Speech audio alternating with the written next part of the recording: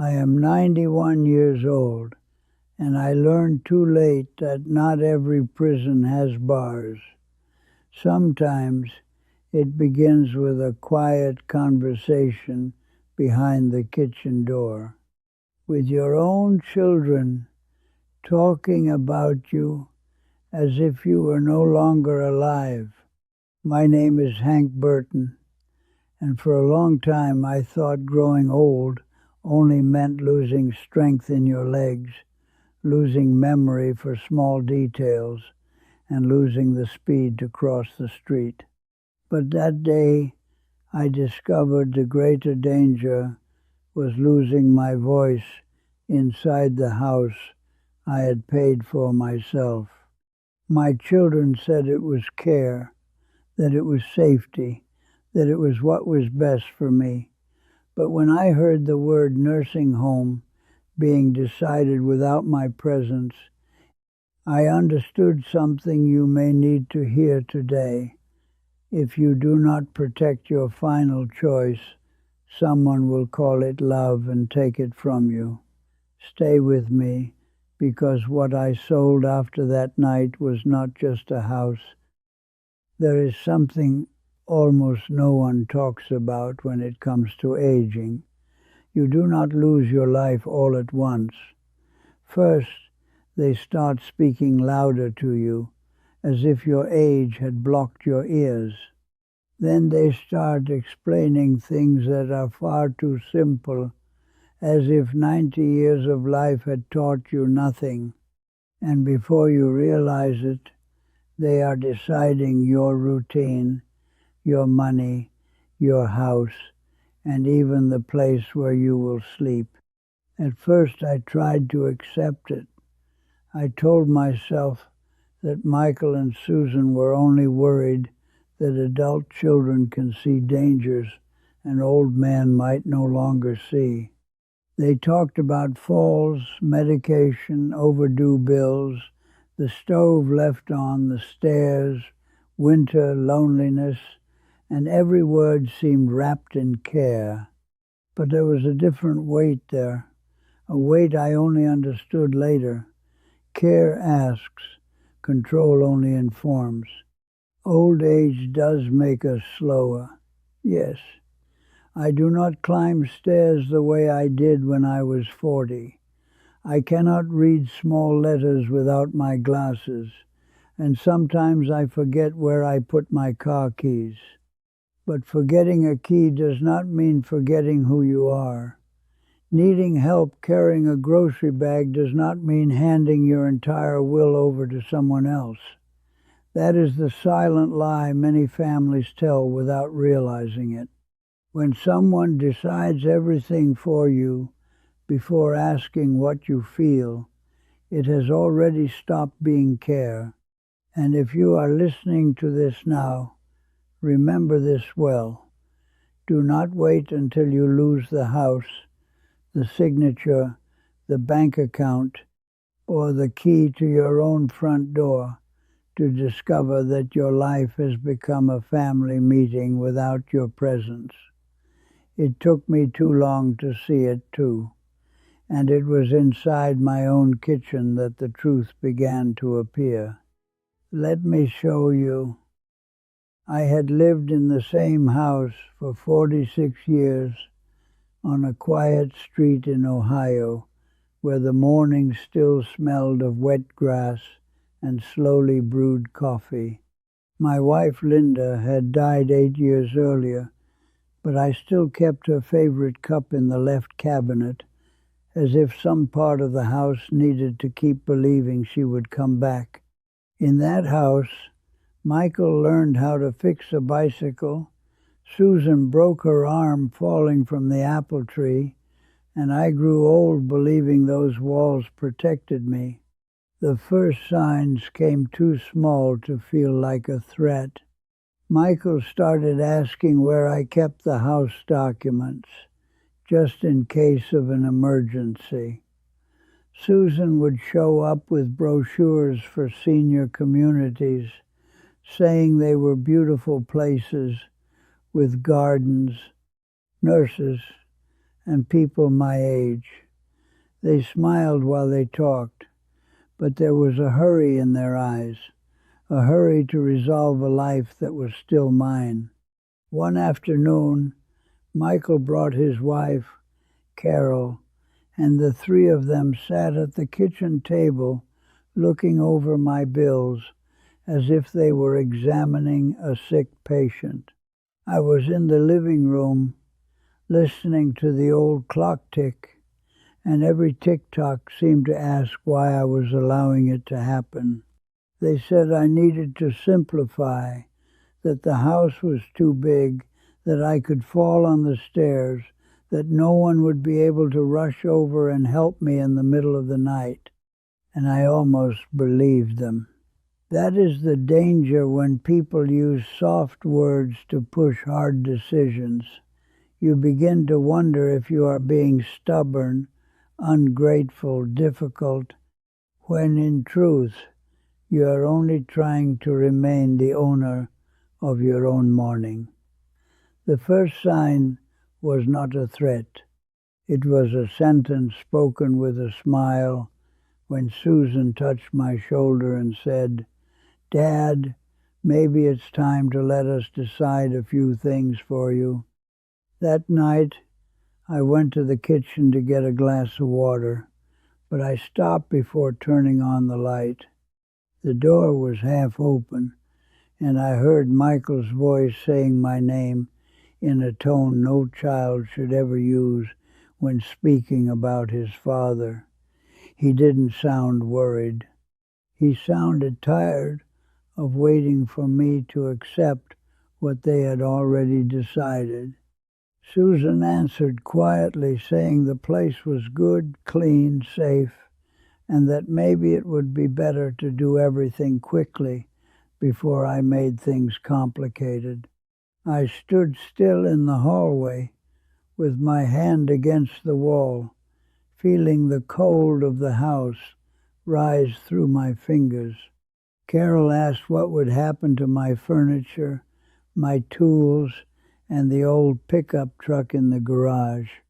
Michael said the house could be sold later, that the money would help with the expenses, that Dad doesn't need all this anymore. And that sentence hit me deeper than the word nursing home. Doesn't need all this anymore, as if my belongings were just weight and not pieces of an entire life. They were talking about me as if I were a logistical problem, a heavy box in the middle of the room, something that needed to be moved to make space. I wanted to walk in, slap my hand on the table, and ask when I had died without knowing it, but I couldn't. I stood there listening to my own children organize my future without my voice, and in that silence I understood that the worst betrayal of old age is discovering that they are talking about your life as if you had already left. When I went back to the bedroom, I sat on Linda's side of the bed and looked at the empty space beside me. For many years I thought the fear of old age was falling, getting sick or forgetting important names. But that night I discovered there is a worse fear, staying clear-minded enough to understand that they are removing you from the scene with polite words. I didn't sleep.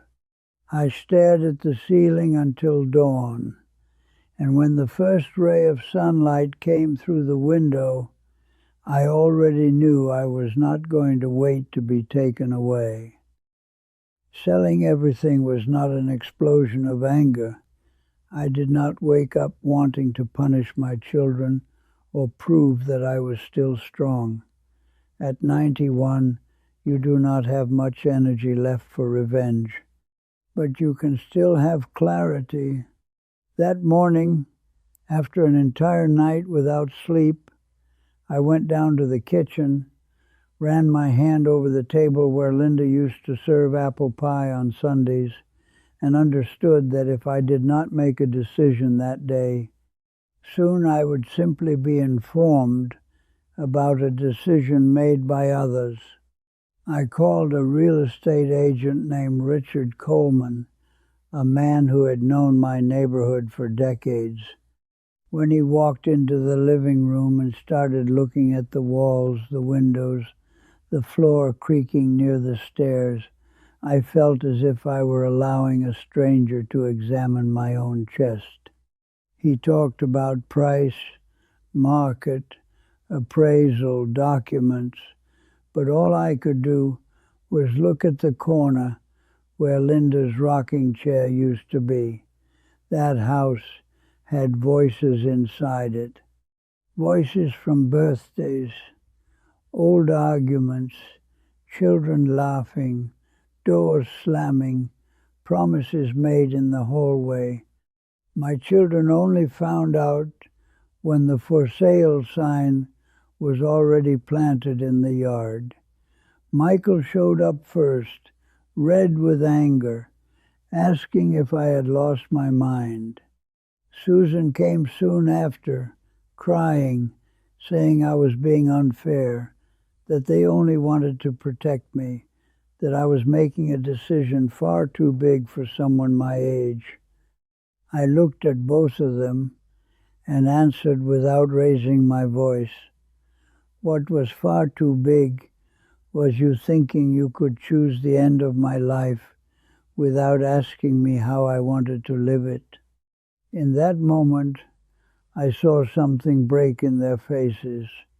Maybe guilt, maybe surprise, maybe only the shock of discovering that the old man still had a pen, a signature, and a will of his own.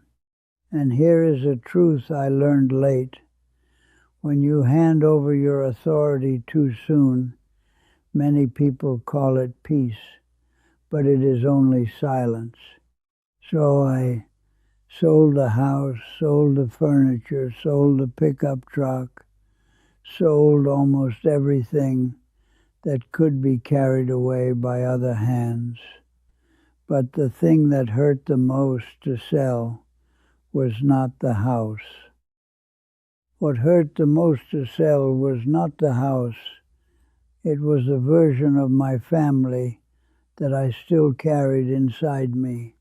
I sold the idea that my children would always see me as their father before they saw me as a responsibility, an expense, or a risk.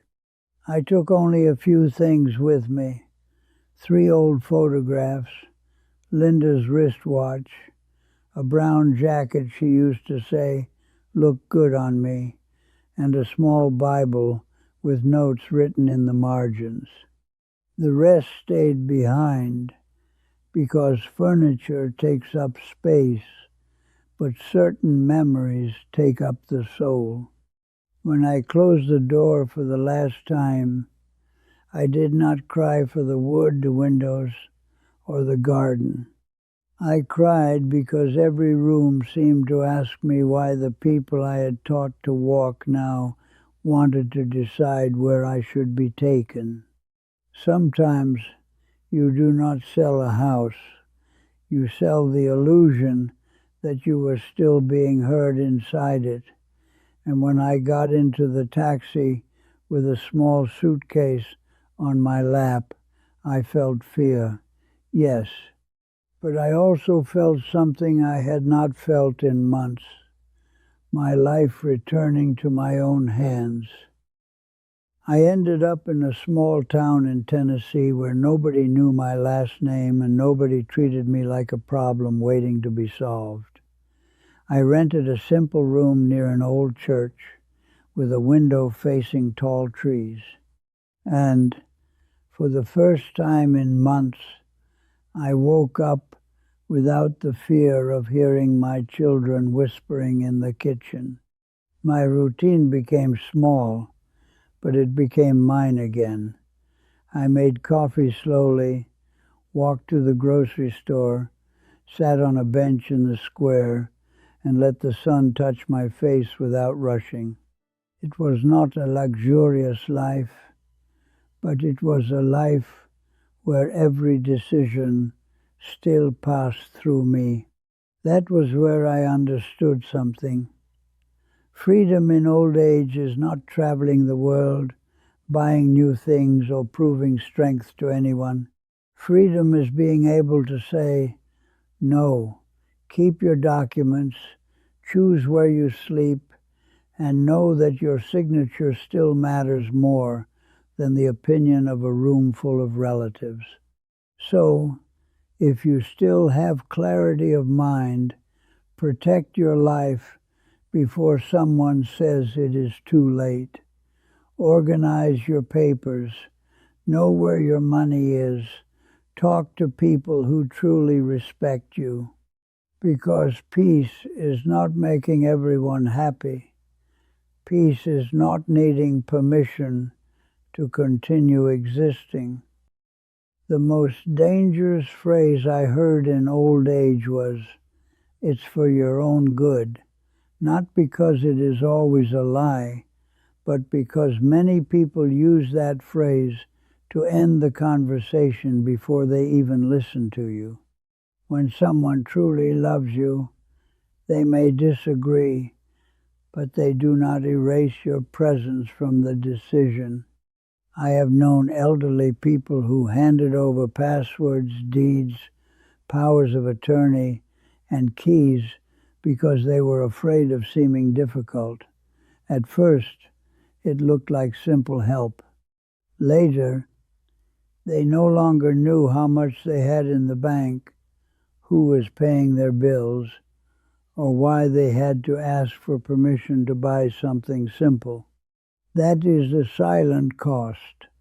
First they take away your work, then your choice, then your voice, and when you try to react, they call it confusion, stubbornness, or ingratitude. But being old does not mean being useless, and needing support does not mean signing your own surrender. So listen closely to what a 91-year-old man learned almost too late. Being loved does not mean giving up the final word over your own life. Accept help, yes, but never hand over your dignity along with the key to the door. Today, at 91 years old, I'm not telling this story to teach anyone to abandon their family.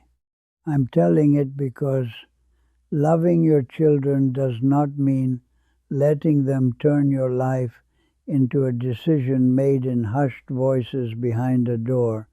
I sold everything because there was still something inside me that no amount of money could buy: dignity.